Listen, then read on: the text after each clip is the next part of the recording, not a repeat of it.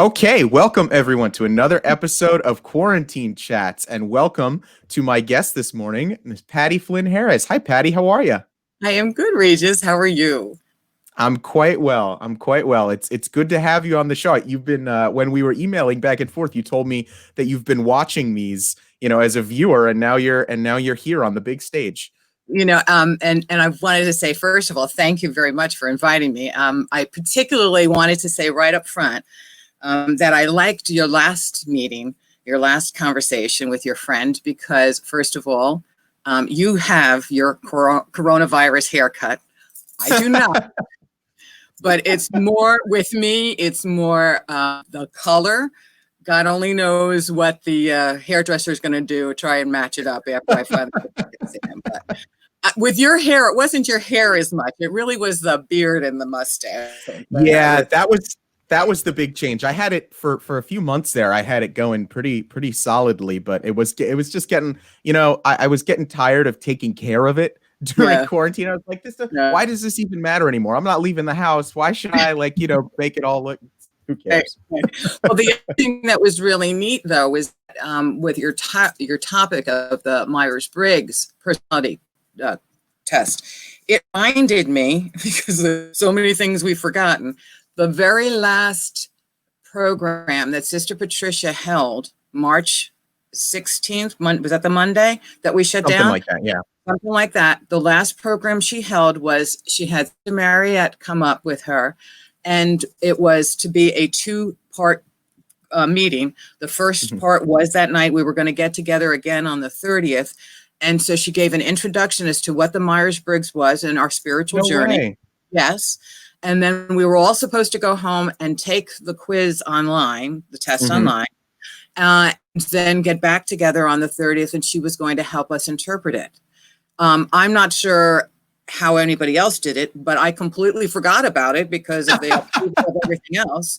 So you posting the link yesterday or the other day was just great, and it's now on my list of things to do to finish while the quarantine is, still there going. You go. So that was very, very helpful.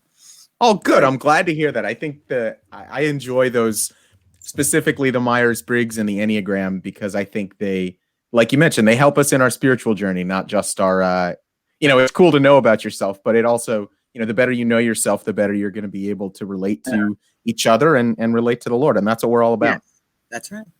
That's right. Wonderful. Well, the as you've seen, I'm sure from some of the other episodes you've watched, we've been starting this off with just a little jabber about what your quarantine experience has been, because I haven't spoken with you in pretty much since this whole thing started. Yeah, 3 months now, I think we're going on. So what has it been like for you since March 16th or whenever it was? It's funny. On one hand, I've worked from home for 4 years. So in the beginning of March, when I had friends who were slowly beginning to work from home, they would call me and say, what's it like? And how do you do this? And I would say, it does take discipline. You do have to work at it. You have to have a schedule. And so my heart has gone out from that point on with all of the people who not only had work from home and possibly both spouses, but also with their children and having to do distance learning. And that has just got to been so hard. So I have really spoken to many friends who have kids and just how hard it's been and the struggles that they've gone through. So have you ever heard of coronavirus dreams? No. What the heck is that? Well, it's something that has been written about now for a little bit of time. It seems that it's the way that the doctors and psychiatrists are saying it's our way of our subconscious trying to handle the upheaval in our lives since this. And so it manifests itself with extremely vivid dreams. And so people are reporting things like, talking to animals and animals giving them help and whatever.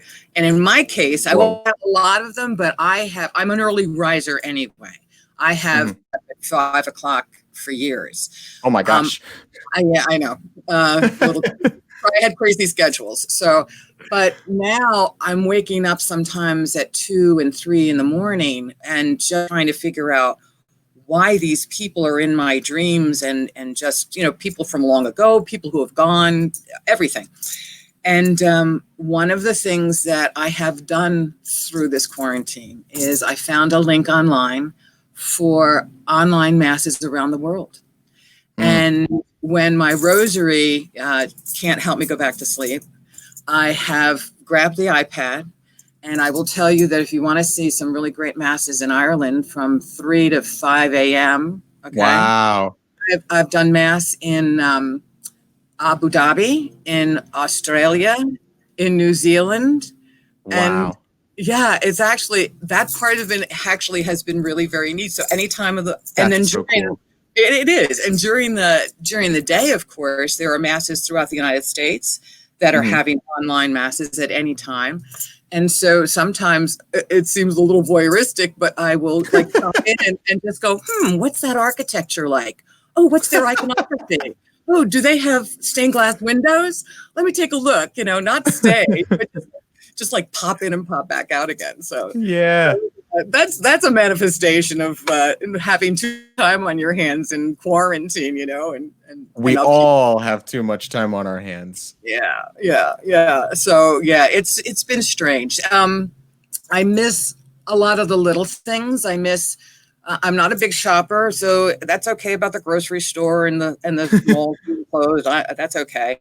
But the coffee shops, not being able to for a long time sit with friends. Now we can do it outside, but right. The leisurely time, again, because I worked from home, people would call me up and say, can you meet me at 10 for 45 minutes and just have a cup of coffee and chat, and I could do that. And so I miss that. Especially in Cheshire, because we've got some killer coffee shops. We do. And you meet so many, you see, even if you're not meeting your own particular friends, you are seeing people that you know, which is really great. Right. So talking about communities, but I will tell you one other thing that I miss. Of course, we all miss the big thing. We miss going into church. We miss going to mass. And, thank God we're getting a little closer every single day to being able to do that. I know. Right. And the fact that we can finally, receive the Eucharist, that is, yeah. But the little thing, yes. But the little thing that I miss our sacristan, Tony Giannotti. He's the only person I know that can fix my rosary beads. And I have at least 2 sets that are broken. I could walk in there before the 7 o'clock mass and go, Tony, please fix these. And he'd grab the needle nose pliers and put them back together. So a man of many talents. Yeah, but I don't think that's an advertised sacristan job, duty. But yeah, I'm not the only one that does it. But yeah, he did a good job in taking care of my baby. So now I know who to go to. That's right. I miss the little things. It's so interesting what you say about those quarantine dreams, because I found myself having extremely vivid dreams, and friends and relatives have also been telling, you tell people about your dreams, especially if they're the really weird ones. And I've been hearing a lot more of those stories recently. So I've never heard of I haven't heard it mentioned as quarantine dreams or written about or anything like that, but I've seen it in my own life. It's weird that's that's a side effect of this, but I guess that's how our brains just kind of cope with it. Exactly. Trying to make sense of just all the upheaval. So yeah, Google that, coronavirus dreams, and you will get a wealth of stuff out there. And some of them are weird, aren't they? They just all of them are weird. To me, coronavirus dreams sound like some kind of indie band that is, popping up during all of this craziness or something like that.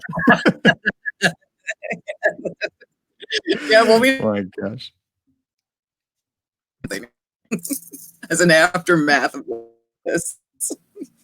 I think I lost you for a minute there. Oh, there we go. Now I've got you back. Sorry, we're living with technical difficulties as a part of all of this, so it is what it is. But anyways, so it is. One of the kind of, as I say in a lot of these quarantine chats, the meat of our discussion today, I want to talk about communities, because I know you are involved in a lot of different communities, and you have been involved in a lot of different communities. you're a fixture of the parish. You know, a lot of people know Patti Flynn-Harris. So I think it's because the name is so long. That's why. well, you know, it sticks out. It sticks out. I mean, Regis O'Neill is a pretty out there name too. So I can relate to that. You know, there's not many Regises out there. That's true. So what I know of that you've been involved in is I know you're currently the president of the Women's Society through the parish. I know you have been, and correct me if I'm wrong, but a little birdie told me you used to be involved in Cheshire government. Is that correct? Yeah, I spent 20 years as an elected official. Oh, 20 years, you know, no big deal, just offhandedly. And then of course you know, through the Women's Society and also just being around all the time, you pop in and out of the office, you know, even before all this craziness started. You're a fixture of the parish. So tell me a little bit about what it's like to be a part of so many different intersecting communities, both within and outside of quarantine, because those are very different experiences. Yeah. It's interesting that you especially bring up the Women's Society, because that is where I'm presently serving. And June, activities every month. So since March, you know, we didn't have our gardening. We didn't have our bourbon tasting fundraiser that we were going to have in May. You didn't know about that one? No, I did not. We're going to have that one, but don't worry. But June is, for example, very special to the Women's Society, because June is the end of our activities, our end of our year. So we normally end the year as we begin it with a mass all together with all the members of the society, and then a nice dinner. And then very importantly, meeting the recipients of the Women's Society's two $1,500 scholarships, graduating high school seniors. And, you know, those are all gone. We haven't been able to get together since March. So there's a lot of members that I haven't seen. I've tried to reach out to, I've seen board members because we have Zoom board meetings, but to reach out and try and touch base with a lot of the other women that I would normally see at least a couple times in the month. Because if I didn't see them at a meeting, I'd at least see them in church. Right. So there's a real loss there, you know, and there's a lot of women who are like me, who are by themselves, who are not as active as I am. And so, you know, more of a shut-in that I've tried to reach out to a couple of times during the past couple of months. But that's been very difficult for us. And it's difficult, quite honestly, going forward, because, as you know, we're going to be looking at a brand new normal. You know, it's not the and I can't even, with the board the other evening, we were discussing how we can't even think of how we're going forward into the new year. You know, what September would bring. November is normally our big fundraiser, our Christmas bazaar. How can we hold it, if we can hold it? How do we do that?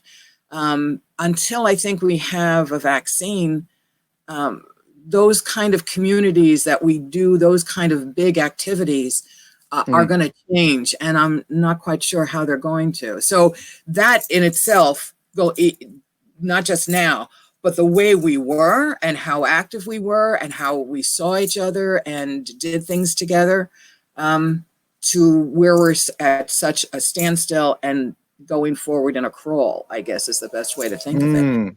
That's a good way of putting it. Yeah. I'm not quite sure. It's the concern I have is trying to keep those communities together that I'm involved in.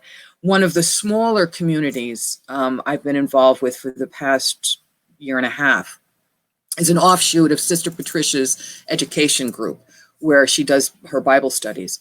And it's a group called Walking with Purpose. It's a Bible study program just for women. And we were on our second study. The first one was a 6-week. This one was 11-week. And we were 3 weeks shy of ending it when. So I've tried to keep that group together too, by Zooming, and hopefully maybe in a week or so we can get together socially distant, face masks, the whole bit. Sure. But it's so hard because people have gotten, I don't want to use the word entrenched, but it's almost as though they have gotten, they've hunkered down so hard. They've had to. So for them to come out of their homes, to come out of their spheres of comfort, and to be able to join even in little ways, I think is still and will be going forward. So I think it will.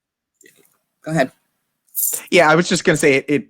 I think you hit the nail right on the head. And I do definitely, in a few minutes, I want to pivot and talk in detail about, kind of emerging back into these communities in some ways. I just to touch on a couple of points that you made. I think you mentioned Zoom about 3 or 4 different times, and I think we can all agree we are zoomed out. Thank God that we have the technology to be able to keep these communities together, at least tangentially, during this time. We've been able to praise God to still have youth group meetings on Wednesday evenings over Zoom, and that's been going great, but we're a little zoomed out, and I think that's important to know. And I guess sort of tying into the discussion I had with Cassie last week about the whole introversion extroversion type of thing. Introverted, extroverted, whatever, we're all human beings, and human beings are social beings at their core. There's a reason that you like to be involved in so many different communities: Walking with Purpose, Women's Society. You're here, you're there, you're everywhere. I'm the same way. I do my work here at the Parish, and I'm involved with CYFM in New York, and I have my different friend groups, and I have the youth group, and we are meant to interact with other humans, and we are meant to forge and be part of those communities. So I think it's very understandable that we're all really feeling the absence of those communities right now, because it's a fundamental part of being human that we're all missing. Yeah. I was going to ask you how you were doing with response to the Zoom meetings with the youth group, because that to me is such a vital new part to the whole community of St. Bridget Sweden Parish, that has not been there, and it's so new. Are you getting a good response? Are people showing up to it in all age ranges, or? So I've been incredibly pleasantly surprised with the response to, the Next Generation of Disciples youth group during the quarantine. We've actually added quite a few new members, even just with the online meetings. So we started back in February. So we had about a month of in-person meetings before we closed down. So it was really, we've had more Zoom meetings now than we had in-person meetings, which is just crazy to think about. But we actually we've grown during this. So I really do look forward to the time when I can meet a lot of these teens that I've only met virtually in person. But as far as the response has gone, we've had tremendous participation from our group of adult volunteers.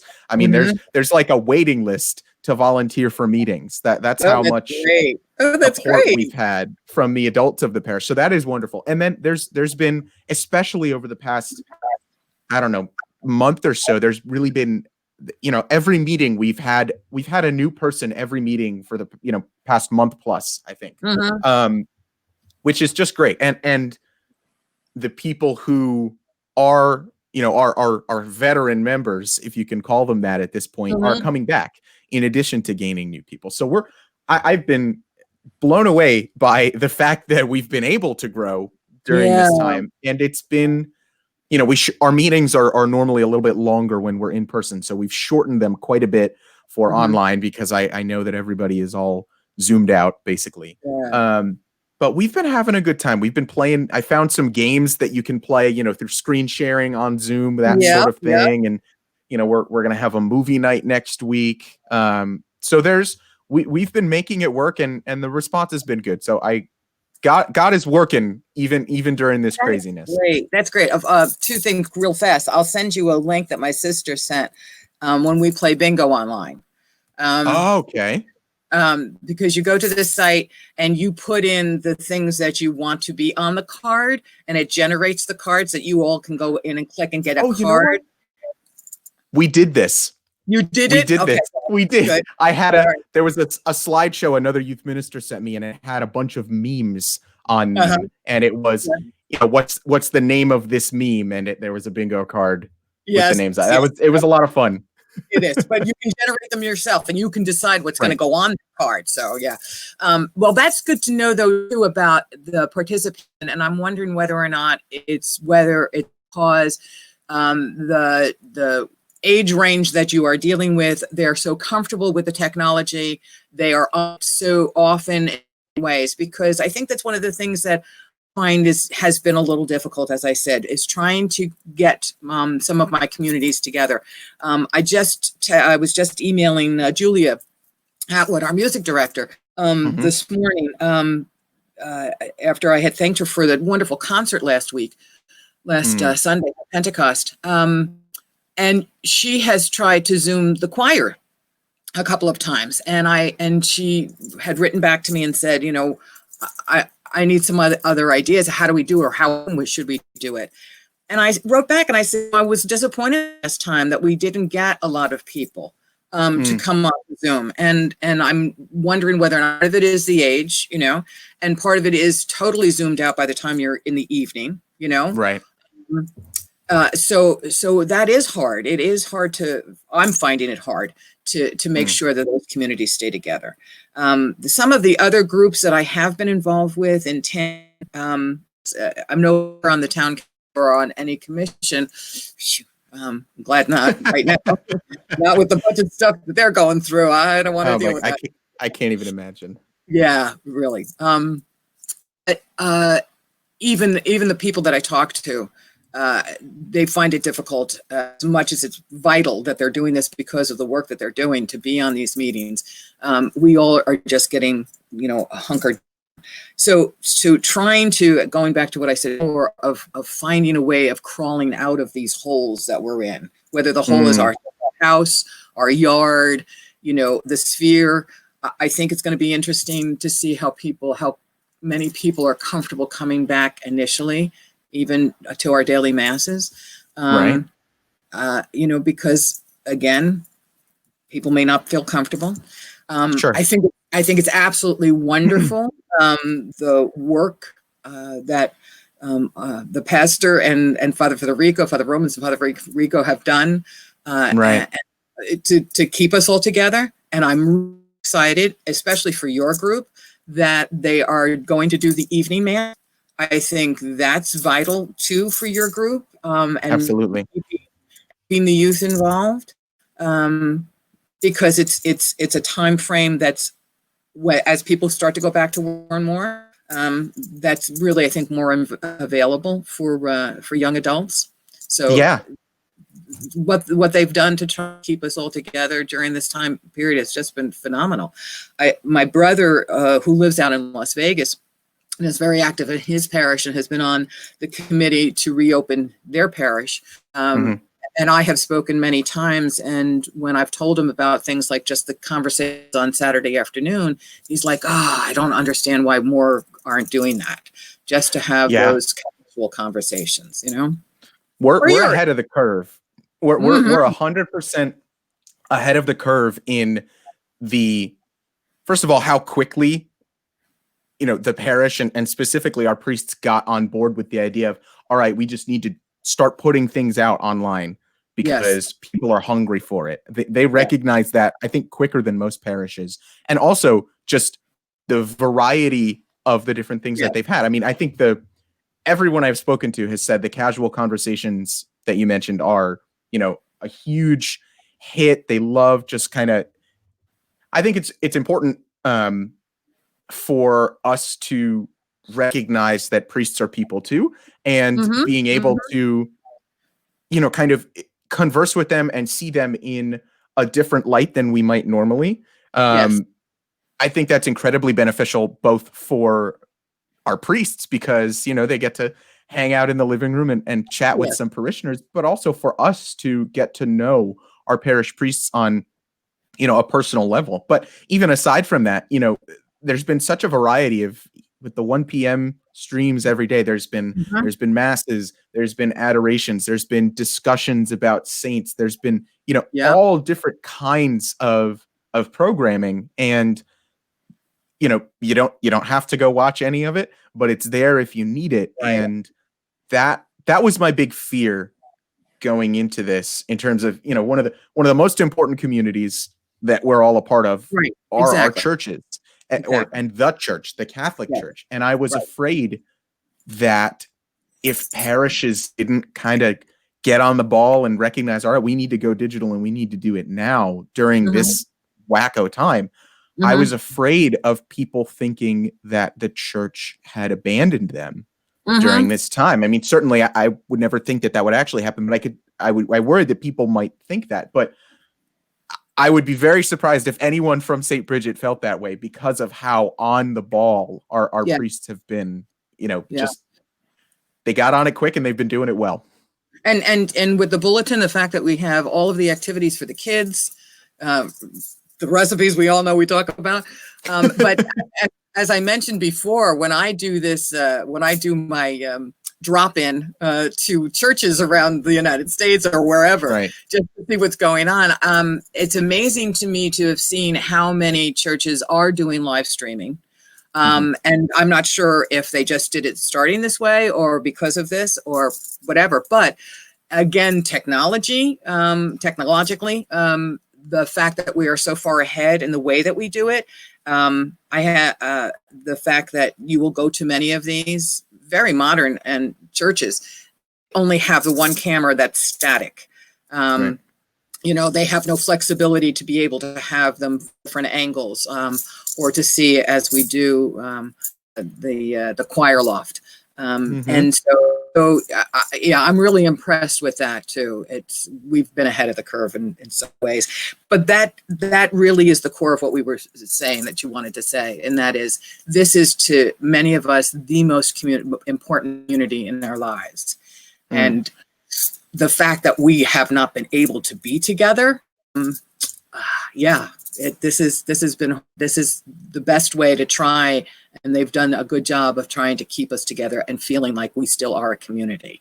And I really hope that not only everyone who really has missed the chance of being in church can take advantage of, but that we can see how we start to take toddler steps after crawling, and we can be at the point where we actually are doing a full on Sunday. Absolutely.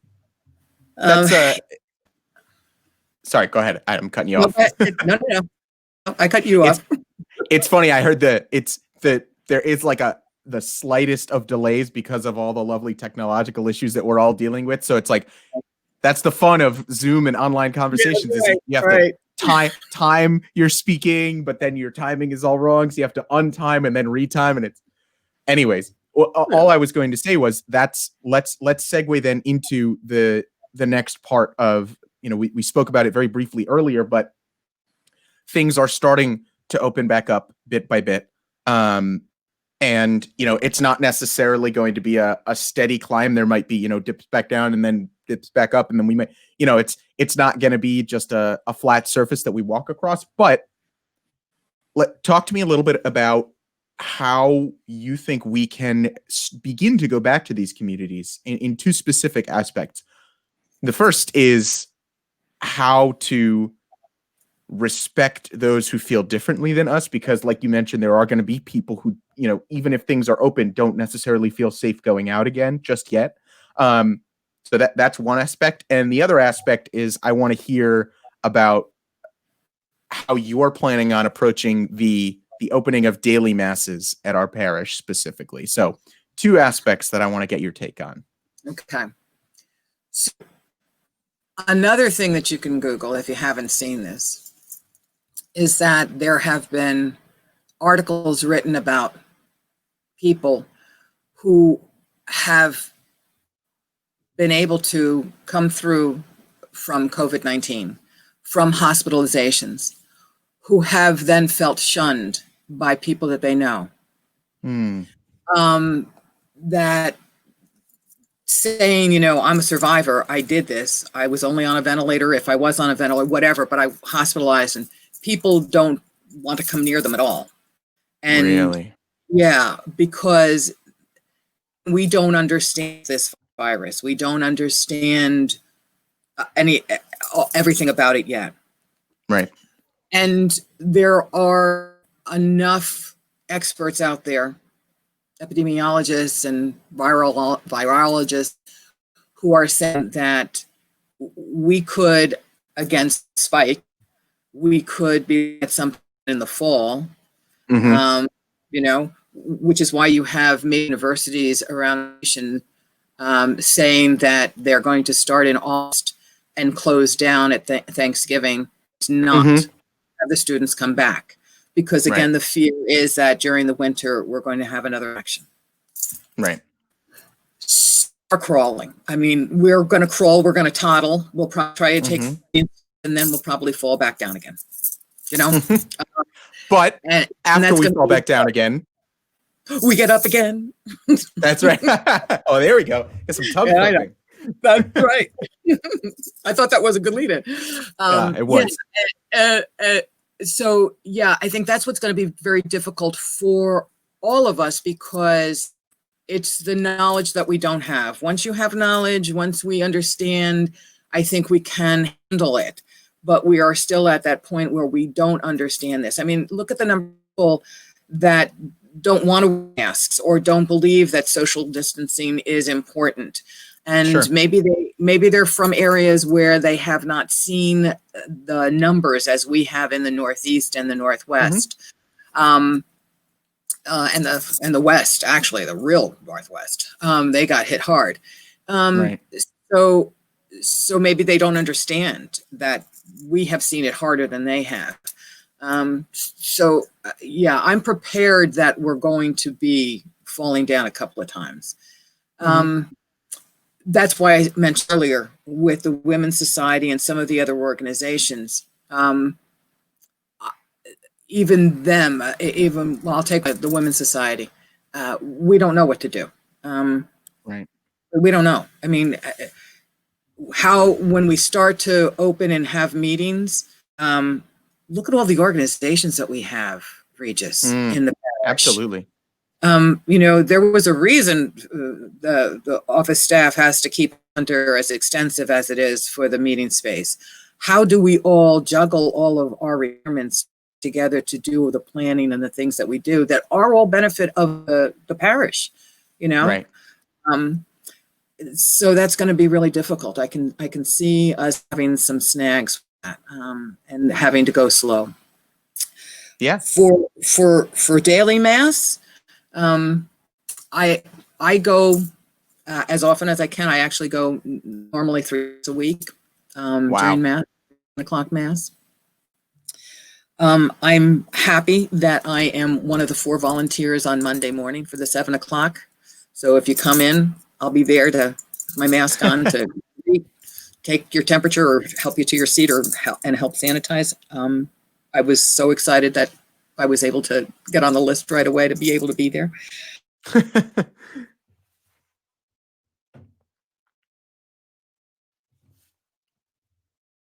Oh, I'm seeing you frozen. I'm still there, Patti? I am. Oh, there we go. Okay. I've got your audio back now. Sorry, I missed that last part. No, that's okay. I started to say that I was I felt privileged to be one of the readers at one of the live stream Sunday masses right after Easter. And I had said to other Romans that if he heard a noise over to the side at any time during the mass, it would be crying. And I'll tell you, I did. And I probably on Monday, you know, Right. with Right. the mask. But yeah, I really can't wait to get back into church. I really can't. I have missed it so much. There Yeah. was I think it was Monday's psalm. That was, I think, I wrote it down. Monday's psalm, I think it was Monday or Tuesdays, was, Lord, you have been our refuge through all generations. And Yeah. of all of the wonderful homilies that we have heard, Sundays, any day of the week that we've gone to any other masses, that have inspired us and comforted us, that hit me on Monday. Maybe because we're so close, but also because, and again, it's the understanding of what we've gone through, not only personally, but throughout our history. We have gone through pandemics before. We've gone through horrible wars. We still are in a war. But we've come through them. And we've come through them because he's our refuge. So to be able to go on Monday, I'm going to get kerflumped now. To be able to go on Monday and say, I'm glad to be here because he is our refuge, and thank God. So. Amen. Amen. I mean, certainly this is the fact that we haven't been able to attend mass in person for 3 months now, just about, is certainly unprecedented for any of our lifetimes.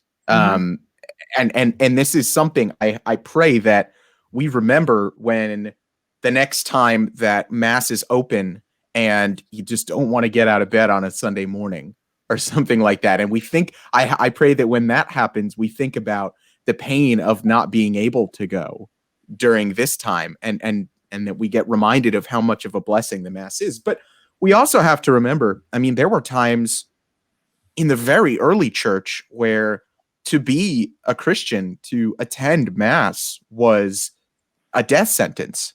I mean, there in ancient Rome, Christians were crucified, burned, thrown into gladiator pits with lions and all sorts of. So, I mean, you hit the nail on the head. The church has been through a lot throughout its history, and the church has weathered it because the Lord is our refuge.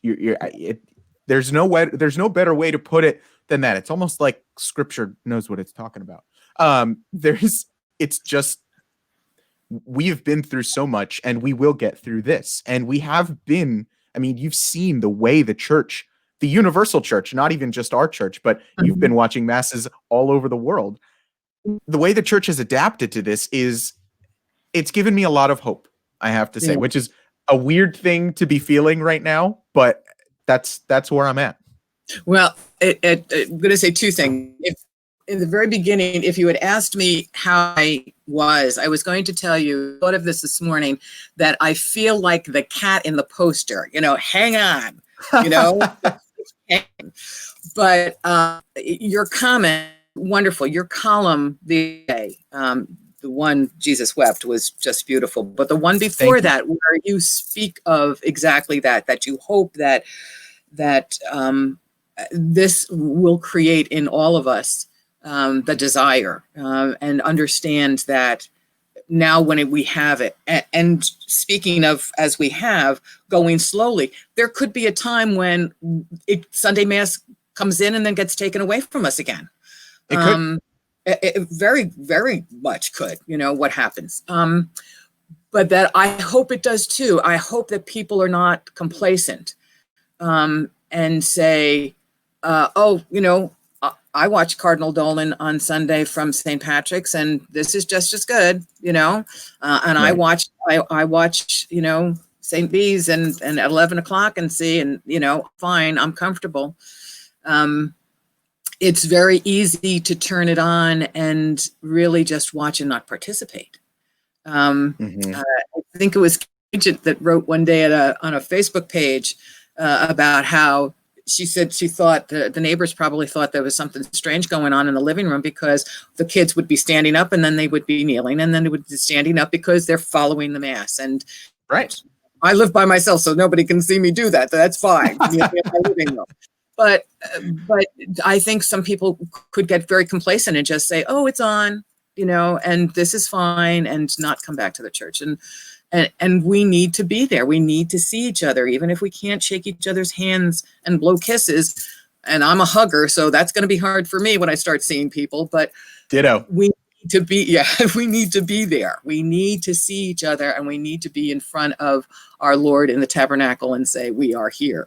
So yeah, I hope people do understand that. I'm a cradle Catholic, as you are. I'm older. Mm-hmm. Between Catholic grammar school, Catholic high school, some Catholic high school, some Catholic college. And I can remember in my 20s that it was very easy for me not to participate.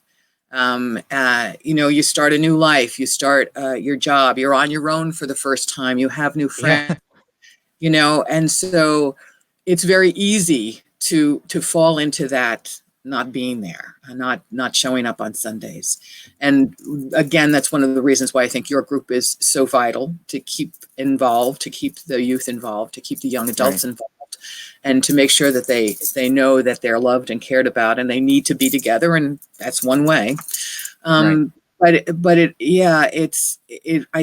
afraid, I'm hopeful as you are, but I am afraid that some people will be it'll be too easy and can say, "I'm just too afraid to see people yet." And then it prolongs that way. So we'll have to keep praying. We'll have to keep praying. It goes back to what we spoke about right at the top of this discussion, is that, we're social beings, and we are meant to interact with each other in whatever safe ways we can, mm-hmm. safety. But and within that, we're all involved in communities, and the church, the capital C church, mm-hmm. But also, our church is, mm-hmm. those are the most important communities that we are a part of, because those are the communities that are going to get you to heaven.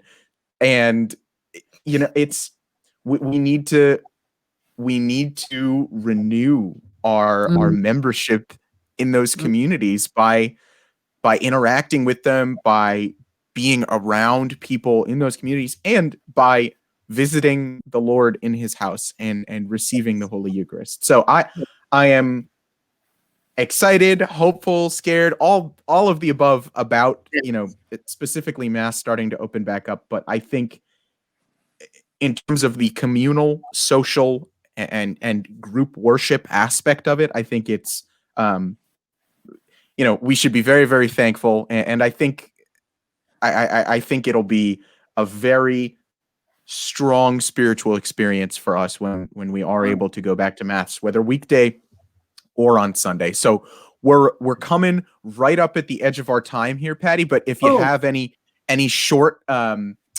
brief ending words of wisdom that you'd like to share with anyone watching, now is the time. Let's hear them. I'm not sure about words of wisdom, but yeah. I've been lacking that a little bit lately. We all have. I know. But just prayer to make sure that people know how much I miss them, how much I miss everybody. I am notorious for not remembering people's names. I'm notorious for calling people nicknames, dear and honey and like that, because what person's name, and I know them, mm-hmm. And I've known them for 15 years, Oh my God. But I still, at that moment, it's just not on the tip of my tongue. So, but to be able to see and to let everybody know that we've missed them, and that we're so glad to see them even with masks on, and that we'll know who they are. And you can still smile with a mask on. You can see it in your eyes. You can see it. Right. I know you can, and that's my hope. That's my hope, that they know that we want to see everybody again. So, if that's wisdom, that's the only thing I can come up with. That is absolutely wisdom, and that is as good a note to end on as we're gonna find. So, I think that's a good place to wrap. Is with the knowledge that. So much fun. It has. Yes, Patti, thank you so much for taking some time out of your Thursday morning and and hanging out with me. I really appreciate it. And I hope to see you. I will be at the 9 o'clock mass on Monday. So I'll miss you at the 7, but I'm sure at some point we'll be in the church together. But you can rest assured, we'll make sure that it's clean for you guys for the 9 o'clock. Okay. So thank you very much. I appreciate it. Thanks, Reed. All right, Patti. Thank you very much. We'll see you soon. Yes.